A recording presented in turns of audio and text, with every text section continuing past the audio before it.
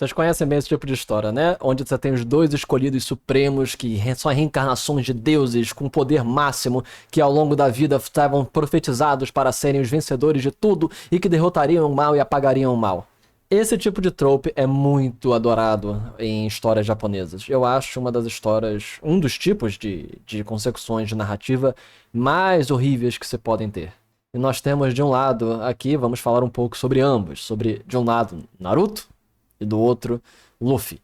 E, inclusive, eu já fiz alguns vídeos comentando sobre esse tipo de assunto, mas eu acho que é importante para quem gosta de escrever, vamos aqui deliberar um pouco mais nos detalhes e nos meandros desse tipo de narrativa e quais são os problemas com ela, com esse tipo de narrativa.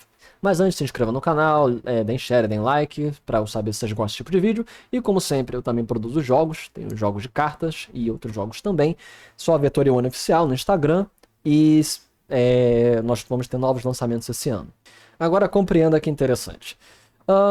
O que nós percebemos nesse tipo de narrativa e o que é tão problemática nela, muitas vezes, é como nós chegamos até o momento em que nós descobrimos que fulaninho é determinada reencarnação de um deus ou é o escolhido de uma profecia. Porque o grande problema com esse tipo de narrativa é que normalmente quando isso acontece você destrói todos os elementos anteriores colocados. Você destrói a jornada do herói, onde o que o torna especial não são os desafios que ele enfrentou, mas sim o fato dele ser esse tipo de reencarnação. Esse tipo de trope é muito comum na cultura japonesa, porque eles adoram esse tipo de coisa. Eu não compreendo qual é a graça disso em histórias, mas talvez seja pela cultura altamente hierárquica deles, talvez seja exatamente pela valorização de tradição ou das castas que eles tinham na época feudal japonesa, ou mesmo talvez um aspecto religioso no shintoísmo, de que eles descendem dos deuses do Nishiki, ou então até mesmo a ideia de que a família real descende diretamente de Amaterasu. Qualquer que seja a razão, até mesmo também a questão budista de reencarnação, que o budismo é muito forte neles, qualquer que seja a razão, é um trope, é um clichê muito comum na narrativa japonesa, em especial nos mangás. Nós vemos isso em quase todo mangá shonen, quase todo mangá shonen, no aspecto de família. Você é descendente do tal fulano? Ah, você é o herdeiro de tal poder?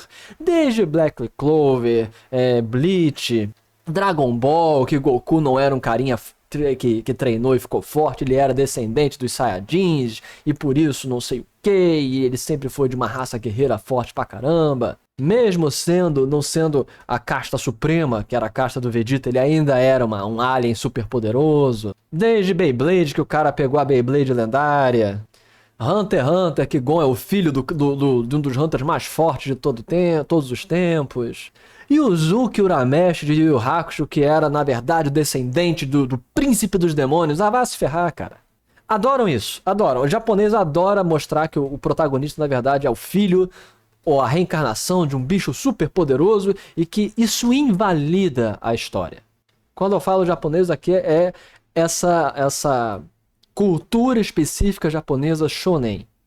E isso é válido para mim, dois dos maiores exemplos modernos japoneses de mangá japonês, que é Naruto, que é a encarnação de Indra ou Ashura. Eu sempre esqueço a droga aqui, também não importa, porque é tão idiota. E nós temos agora a Luffy sendo a reencarnação, a reutilização, o reaparecimento, a parábola do Joy Boy, o primeiro pirata, o cara que salvou o mundo, o maluquinho Deus Supremo, carregador da grande fruta do sol, Nika. Muito bosta, muito idiota, muito idiota. E por quê?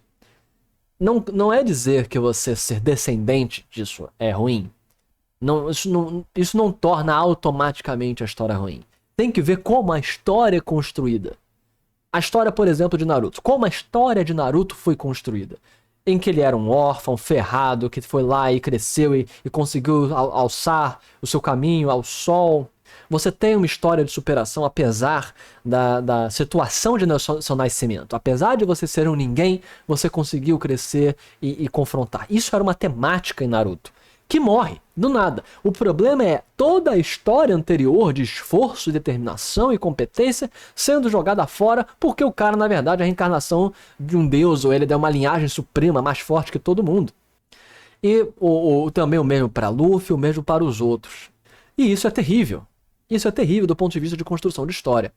Você tem que construir a sua linhagem, o seu tipo de história já pensando no que você quer fazer. Se você quer fazer que... Você teria que ter colocado já como elementos principais dentro da sua narrativa que a linhagem era importante e que descobrir a linhagem perdida de fulano era importante. E não do nada dizer, não. Esse cara, na verdade, é descendente de Deus. E, portanto, ele é forte pra caramba, é por isso que ele conseguiu. Você destrói toda a construção anteriormente produzida.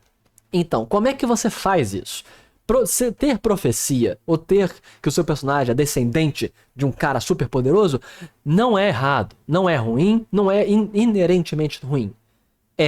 Quais são as bases temáticas da sua história?